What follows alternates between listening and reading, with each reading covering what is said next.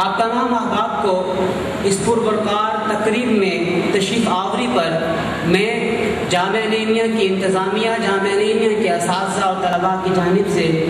آپ تمام احباب کو خوش آمدید کہتے ہیں اور آپ کے تہہ دل سے شکر گزار ہیں کہ آپ نے ہماری اس درخواست کو پذیرائی بخشی اور یہاں پہ والد گرامی علیہ رحمہ کے ساتھ اپنے تعلق اور اپنی محبت کا اظہار کرنے کے لیے تشریف لائے۔ احباب عزیز وقار، اگر ہم بات کریں ڈاکٹر سرفراز نعیمی علیہ رحمہ کی تو یہ کون ہیں؟ یہ گلشن صدر الافاضل نعیم الدین مرادہ آبادی علیہ رحمہ کی تابندہ کلی خانوادہ مفتی محمد حسین نعیمی کے گلے سرسبز ہے۔ زمانے میں لوگوں کا آنا جانا تو لگا ہی رہتا ہے، لیکن کچھ لوگ اپنے کردار سے ایسے چراغ روشن کر جاتے ہیں کہ مدتوں لوگ ان کی روشنی کی طرف گامزن رہتے ہیں اور جہاں پہ وہ آسودہ خاک ہوتے ہیں اس جگہ کو مرجع خلائق بنا لیتے ہیں اور اس جگہ کا طواف شروع کر دیتے ہیں کہ یہاں سے وہ روشنی جو ہم ان کی زندگیوں میں پایا کرتے تھے آج بھی ہمیں ان کے آسودہ خاک ہونے کے بعد اسی روشنی کی چمک ملتی ہے، اسی روشنی کی ضیاء ملتی ہے اور اسی روشنی کی لو نظر آتی ہے۔ اب عزیز وقار، شہید پاکستان چراغ مصطفی کی تابندہ کربلا اور شہید کربلا سیدنا حسین رضی اللہ تعالی عنہ کے درس عظیمت کے خوشائے چین تھے۔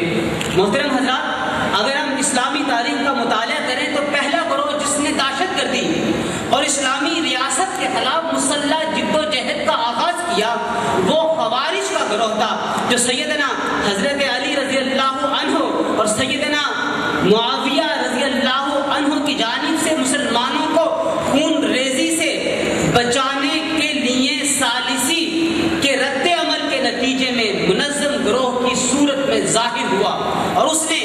ان الحکم الا للہ کا کہ فیصلہ صرف اللہ تعالیٰ کو ہے کہ نعرہ لگا کے سیدنا علی اور سیدنا معاویہ سمیت اپنے علاوہ سب کو کافر و مشرک قرار دے کے ان کے مقابلے میں ہتھیار اٹھا لیے اور امت کو خون ریزی کے گھڑے میں دھکیل دیا۔ اس گروہ کی علامتیں نبی کریم صلی اللہ علیہ وسلم نے بیان فرما دی اور قرار دیا کہ یہ گروہ ہر دور میں موجود رہے گا۔ وہ علامتیں ذرا سماعت فرمائیے کیا تھی؟ نمبر 1، کم سن ہوں گے، کم عمر ہوں گے۔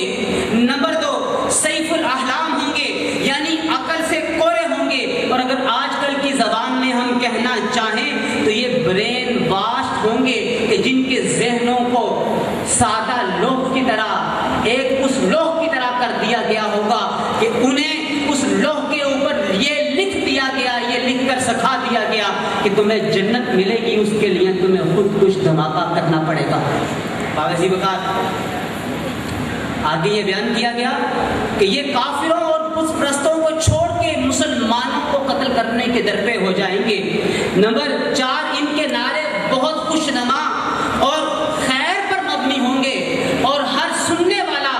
ان کے نعروں کو سن کے ان کی طرف لپکنے کی کوشش کرے گا، اور جب ان کی عبادت دیکھی جائے گی، ان کی تلاوت دیکھی جائے گی، ان کی نماز اور روزے دیکھے جائیں گے تو پھر تمام کو یہ بات محسوس ہوگی کہ ہماری عبادتیں تو ان کی عبادتوں کے مقابلے میں ہیچ ہو چکی ہیں۔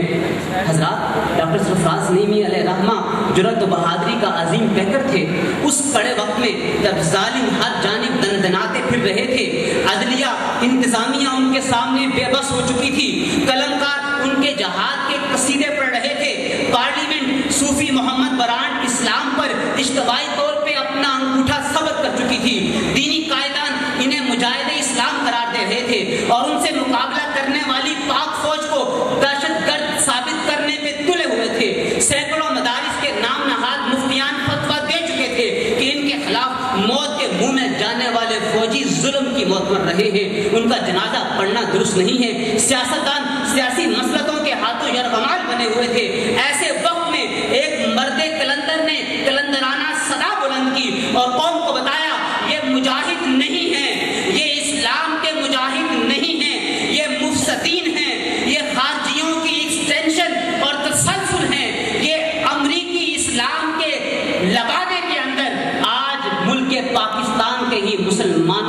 طے کرنے کی ناکام کوشش میں مصروف عمل ہے۔ یہ امت کے خیر خواہ نہیں ہیں، یہ دشمن ہیں، ان کا طرز عمل جہاد نہیں ہے، فساد ہے۔ ان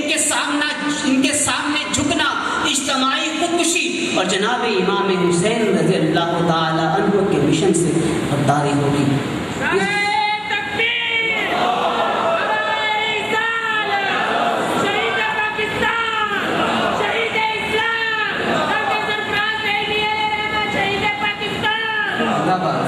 ان کے سامنے جھکنا اجتماعی خودکشی اور جناب امام حسین سے غداری ہوگی۔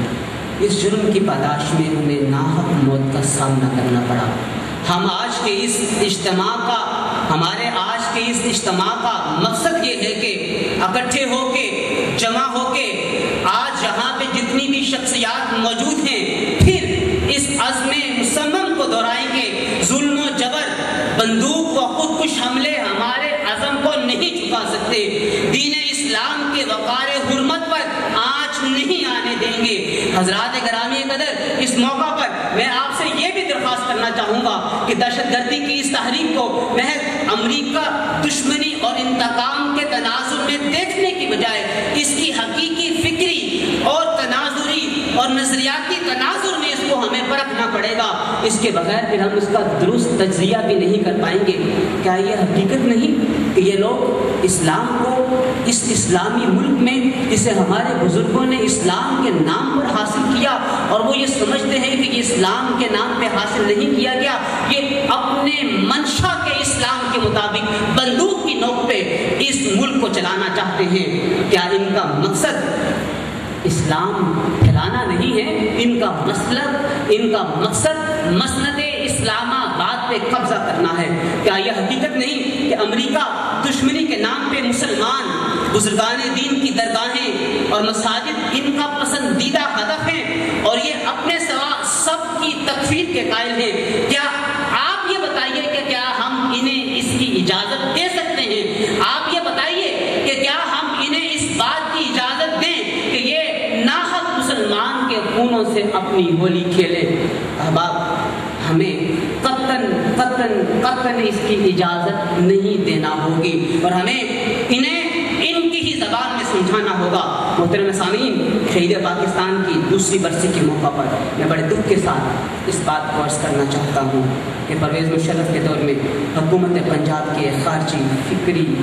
مشیر مذہبی امور نے 11 مئی 2001 کی تحفظ ناموس رسالت ریلی، جس میں نبی دو عالم صلی اللہ علیہ وآلہ وسلم کے ساتھ اپنے عشق کا اظہار ڈاکٹر سرفراز نعیمی علیہ رحمہ نے کیا، تو اس نے کہا کہ نواز شریف سے انہیں بریف کیس ملتے ہیں، اس لیے یہ پرویز مشرف کے خلاف جلوس نکالتے ہیں۔ پرویز الہی کے دور وزارت علیہ میں 14 فروری 2006 کو تحفظ ناموس رسالت ریلی پر پرویز الہی اور پرویز مشرف نے کہا تھا، ڈاکٹر سرفراز نعیمی کو جدہ سے ہدایات ملتی ہیں، مگر اس مرد مجاہد نے الزامات کی پرواہ نہ کی۔ جب جدہ والے برسر اقتدار آ گئے تو ان کی دور حکومت میں انہیں بڑی آسانی سے شہید کر دیا گیا۔ قاتل آج تک بے نقاب نہ ہو پائے۔ چند ماہ قبل محترم وزیر اعلیٰ پنجاب کے ساتھ ایک نشست میں میں نے وزیر اعلیٰ صاحب کی موجودگی میں اس وقت کے آئی جی پنجاب طارق سلیم لوگر سے ڈاکٹر سرفراز نعیمی قتل کی پیش رفت سے آگاہی چاہی، تو ان کے پاس کہنے کے لیے کچھ نہ تھا۔ میں نے وزیر اعلیٰ جناب سے پوچھا کہ آپ کے آئی جی تو ہاتھ کھڑے کر چکے ہیں، کیا میں اسے پنجاب حکومت کی ناکامی سمجھوں؟ تو وزیر اعلیٰ نے فرمایا کہ اب اس کیس کے حوالے سے پولیس جواب دہ نہیں ہوگی، آپ کو میں اس کیس کے بارے میں بریفنگ دوں گا، بتاؤں گا۔ معروف صحافی حامد میر نے 1 سال قبل اسی مائک پر، اسی سٹیج پہ کھڑے ہو کے یہ اعلانیہ کہہ دیا کہ اس نیٹ ورک کے بعض لوگ اڈیالہ جیل میں موجود ہیں، لیکن انہیں سامنے نہیں لایا جا سکتا اور نہیں لایا جا رہا۔ اس سے بڑا کیا ستم ہوگا کہ اپنوں ہی کے دور میں انصاف بھی نہ ملا۔ محترم جناب وزیر اعلیٰ صاحب، قوم کیا یہ سمجھے کہ حکومتیں اتنی بے بس ہو گئی ہیں کہ وہ ان دہشت گردوں کو منظر عام پہ نہیں لا سکتی، یا وہ اتنے مقدس ہو گئے ہیں کہ انہیں اب عدالت کے کٹہرے میں ہم پیش نہیں کر سکتے؟ میاں صاحب، کل جب آپ نے عوام کے سامنے دوبارہ جانا ہے اور گھر گھر عوام کے سامنے جا کے اپنی کمپین بھی چلانی ہے، تو یہ سوال آپ کا پیچھا کرے گا۔ تو اس سے پہلے کہ یہ سوال آپ کے سامنے اٹھایا جائے، آپ قوم کو مطمئن کیجیے، اور یہی آپ کا فرض منصبی ہے، اور یہی شہید پاکستان سے آپ کے تعلق کا تقاضا بھی۔ حضرات محترم، آج ہم ڈرون حملوں کے نتیجے میں انتقام کی آگ پیدا ہونے کی بات کرتے ہیں کہ ڈرون حملوں کے نتیجے میں دہشت گرد اس کے انتقام کے طور پہ دہشت گردی کر رہے ہیں، بم دھماکے کر رہے ہیں۔ کیا کبھی ہم نے یہ بھی سوچا کہ حضرت دادا دربار علیہ رحمہ، حضرت سخی سرور بابا فرید الدین مسعود گنج شکر، حضرت سید عبداللہ شاہ غازی، حضرت بری امام کی درگاہوں پہ یہ حملوں کا رد عمل بھی تو پیدا ہو سکتا ہے؟ کیا ان درگاہوں پہ جانے والے بھی تو رد عمل کے اندر کچھ کرنے کے لیے تیار ہو سکتے ہیں؟ اور اگر ان درگاہوں پہ جانے والے جو پرامن رہتے تھے، پرامن رہتے ہیں اور اپنے آپ کو آئندہ بھی پرامن رکھنا چاہتے ہیں، تو صبر کر لیجئے، یہ پرامن لوگ جو امن کے نام پہ اسلام کو پرامن ہی رہنا اور رکھنا چاہتے ہیں، اگر خدا نہ خواستہ انہوں نے بھی اسی طرز عمل کو اپنا لیا جو ان کے ساتھ کیا جا رہا ہے، تو پھر اس قوم کا کیا بنے گا، اس ملک کا کیا بنے گا، اور اس ملک کے حکمرانوں کا کیا ہوگا؟ بابا جی بکار، خدا کے لیے اس ملک کے پرامن لوگوں کی درد کی چارہ سازی کیجیے۔ امریکہ بلیک واٹر کی کہانی کی بجائے ہمیں یہ بتائیے کہ دہشت گردی کی تنیریاں کہاں کہاں قائم ہیں، اور یہ بتانے کی بھی ضرورت نہیں، زبان زد عام ہے، بچے کو پتہ ہے کہاں پہ یہ دہشت گرد تیار ہوتے ہیں، کیسے انہیں موبلائز کیا جاتا ہے، کیسے انہیں اپنے ہدف تک پہنچایا جاتا ہے، چین کیسے بنتی ہے، اور کس طرح اپنے ہدف کو اڑا دیا جاتا ہے، اور کون لوگ ہیں جہاد کے نام پہ فساد کو فروغ دے رہے ہیں۔ امریکہ کو اپنے مشن کی تکمیل کے لیے تربیت یافتہ افرادی قوت اور نظریاتی اور فکری تربیت کہاں سے مل رہی ہے؟ اس موقع پہ میری درخواست ہے تمام سیاسی قوتیں اور اسٹیبلشمنٹ دہشت گرد نوازی اور ان کی سرپرستی کو ترک کر کے اس ملک کے پرامن لوگوں کو اہمیت دیں، منافقت کا کھیل بند کیا جائے، مسلح لشکروں کا کاروبار بند کیا جائے۔ اور یہاں پہ یہ بات بھی عرض کرنا چاہوں گا کہ یہ درد ماندہ لوگ، یہ مدارس والے، یہ جنہیں طبقہ علماء کہا جاتا ہے، جن کا تعلق مساجد کے ساتھ ہوتا ہے، جن کا تعلق درگاہوں کے ساتھ ہوتا ہے، یہ کبھی بھی پیسے کی تمنا نہیں کرتے، ان کے دلوں میں پیسے کی خواہش موجود نہیں ہوتی ہے۔ یہ چاہتے کیا ہیں؟ یہ چاہتے ہیں کہ ہمیں امن ملے، یہ چاہتے ہیں کہ ہمیں سکون ملے، یہ چاہتے ہیں کہ ہمیں انصاف کے ساتھ اپنا کام کرنا دیا جائے، چاہے وہ کام پبلک سیکٹر میں کیا جانا ہو، چاہے وہ کام پرائیویٹ سیکٹر میں ہونا ہو۔ وہ مساجد کو آباد رکھنا چاہتے ہیں، وہ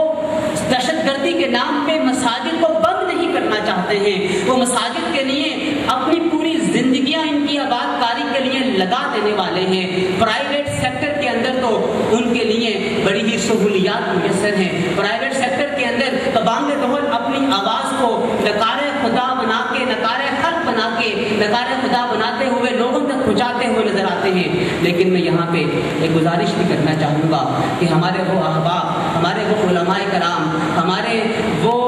مؤذنین، وہ علماء جن کا تعلق ایک پبلک سیکٹر کے ادارے محکمہ اوقاف کے ساتھ ہے، ان کے اوپر بڑی ذمہ داری عائد ہوتی ہے، ان کے ساتھ بھی اس طرح کا سلوک کیا جاتا ہے جس طرح بھیڑ بکریوں کے ساتھ کیا جاتا ہے۔ آج کے اس بھرے آوان میں میں یہ گزارش کرنا چاہوں گا کہ ان کے اوپر دست شفقت رکھیے، اور جو ڈیلی ویجز سے کانٹریکٹ کے اوپر آئے ہیں انہیں بھی دیگر محکموں کی طرح آپ پکا کر دیجئے، آپ انہیں مستقل کر دیجئے۔ اور یہ مثال محکمہ اوقاف میں ہی قائم ہو چکی ہے کہ جب محکمہ اوقاف کے وہ کلرک، محکمہ اوقاف کے وہ خدام، محکمہ اوقاف کے وہ اسسٹنٹ جو کہ دفاتر میں بیٹھے ہوئے محکمہ اوقاف کو چلا رہے ہیں، انہیں مستقل کر دیا گیا ہے، تو وہ جنہوں نے مساجد کو پروان چڑھانا ہے، جنہوں نے مساجد سے امن کی آواز کو بلند کرنا ہے، ان پہ بھی آپ کا دست شفقت ہونا چاہیے۔ اما علینا الا البلاغ۔ آخر میں آپ تمام احباب کی تشریف آوری پہ